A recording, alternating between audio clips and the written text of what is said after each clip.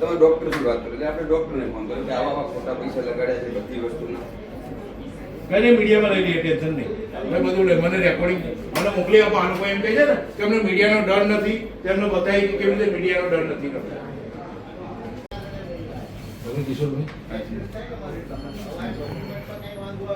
Hospital company chairman આમ આદમી પાર્ટીના વિનોદ પરમાર. બરાબર. હવે આમના બિલમાં શું પ્રોબ્લેમ છે? જે પ્રોબ્લેમ હતો એ સોર્ટ આઉટ કરે. પ્રોબ્લેમ થયો કેમ? હું ચાલો સોર્ટ આઉટ તો કરી દીધો, તો થયો કેમ પ્રોબ્લેમ? હવે તમે એમને એવું કહો છો કે તમે જે પણ મીડિયાને બોલાવો, જાણ કરો, કઈ નહીં થાય. એવી રીતે આપણે કોઈ વાત રેકોર્ડિંગ છે મારી પાસે તમારું. એમને એવું કહ્યું કે તમે ગમે તે કરો, કઈ નહીં થાય. એટલે એનો મતલબ છે એવી રીતે કોઈ વાત તો એવી રીતે કોઈ વાત નહીં કરી. તો મજાફિલમાં પ્રોબ્લેમ જે હતો એને સોર્ટ આઉટ કરાયો. સોર્ટ આઉટ નો મતલબ શું? સોર્ટ આઉટ નો મતલબ શું? આજે એક વસ્તુ સમજાવો. આજે એક વસ્તુ પેલા 2 મિનિટ સાંભળો. આજે કેથેટર લગાવવાનો ખર્ચ 47,600.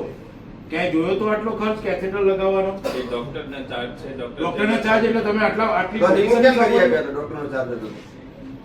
રિમૂવ કેમ કર્યા તમે? રિમૂવ જે ડોક્ટરનો ચાર્જ હતો તો રિમૂવ કેમ કર્યો? ડોક્ટરે ના પાડી કે નહીં લઉં, ચાલો જવા દે. શું કરવા જવા દીધા? એ તો સુખી માણસ છે, કેમ જવા દીધા?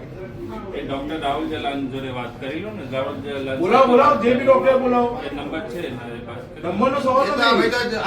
ભાઈ જો એક વસ્તુ તમે સમજો, હું અહીંયા આવ્યો છું, મારે અહીંયા બધી તમારી પેનલ જે બી હોય મને હાજર આપો અત્યારે. બરાબર. હું કોઈ નોકર નથી કોઈનો કે ત્યાં રૂબરૂ જવું. બરાબર. બોલાય આપો અહીંયા. આયા હતા ને તમને જીએમ મળવા આયા હતા ને? કોણ આવ્યું તું મને મળવા? જીએમ મળી ના ગયા તમને? કયા જીએમ? કોઈ જીએમ નથી આવ્યું. મળી ના ગયા તમને? કોઈ જીએમ? કયા જીએમ આવ્યા હતા મને મળવા? બેસો ખરી બોલાવી દઈએ ના. બોલાવી લો. જે બી ડોક્ટર જલાન હોય કે જે બી હોય ડોક્ટરને બોલાવો. ખોટું તમે આ લોકોને લૂંટવાના ધંધા કરો, નહીં ચાલે.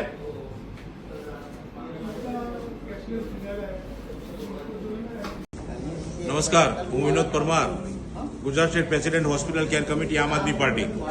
આજે અહીંયા અપોલો હોસ્પિટલ CVHF જે અહીંયા બોડકદેવ ખાતે આવેલી છે ત્યાં હું આવ્યો છું. એક પેશન્ટ એડમિટ હતા, એમના સગાની એક ફરિયાદ હતી, એ અનુસંધાને આવ્યો છું. મસ્ત મોટું બિલ આ લોકો બનાવે છે.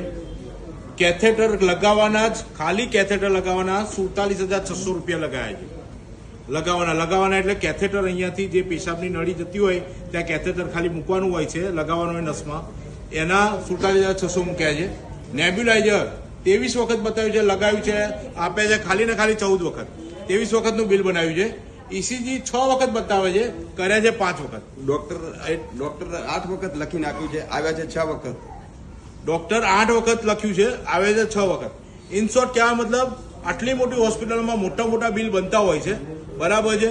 માણસ મધ્યમ વર્ગનો મજબૂરીનો મારો હોસ્પિટલમાં આવતો હોય ત્યારે જો આટલા મસ્ત મોટા બિલ બનતા હોય તો એ જાય ક્યાં? બીજું કે આ બધી હોસ્પિટલોમાં PMJY યોજના જે આ સરકારે જાહેર કરેલી છે એ મુજબ અહીંયા અમુક જ ક્લસ્ટર લેવામાં આવે છે. એક ક્લસ્ટર એવા હોય કે અમે એમને મલાઈ મળતી હોય, મલાઈ મતલબ નફો મળતો હોય, એ સિવાયના કોઈ ક્લસ્ટર એ લોકો પાસે હોતા નથી. એટલે બિચારો જે બી ગરીબ પેશન્ટ આવ્યો હશે, મધ્યમ વર્ગનો હશે, હાઈફાઈ પણ મોટી ફી ભરવાનો જ છે, પણ મધ્યમ વર્ગના અને ગરીબ વર્ગના લોકો અહીંયા આવશે તો દેવું કરીને પણ અહીંયા સારવાર લેશે. અને જો કદાચ બિલ ભરવામાં આગળ પાછળ થશે ને તો આ લોકો અમુક વખતે ડેડ બોડી પણ નથી આપતા, એ મને ખબર છે. બરાબર. ઘણી હોસ્પિટલો મેં ફોન કર્યો છે કે ભાઈ ડેડ બોડી આપી દો, કેમ નથી આપતા? ત્યારે એ લોકો ડેડ બોડી રિલીઝ કરેલી છે.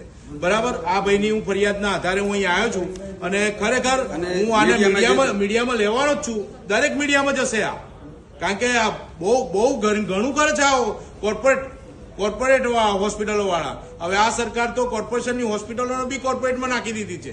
SVP છે, આ છે, તે છે, એમાં મસ્ત મોટા બિલ થતા હોય છે. હું અત્યારે મેનેજમેન્ટમાં મળું છું, શું કહે છે જોઈએ. Thank you.